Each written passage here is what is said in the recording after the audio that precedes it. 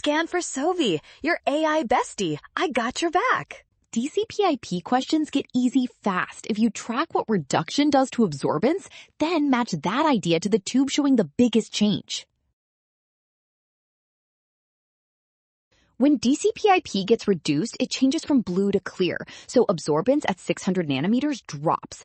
That means the greatest reduction happens in the tube with the biggest decrease on the graph.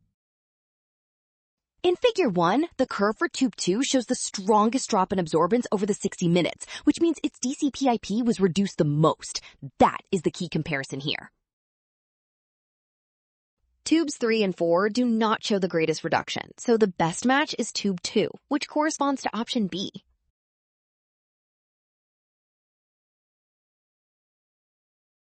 Well done! Option B, scan now. Don't rush signs. Trust the given relationship. Lower absorbance means more reduced DCPIP, so follow the graph carefully.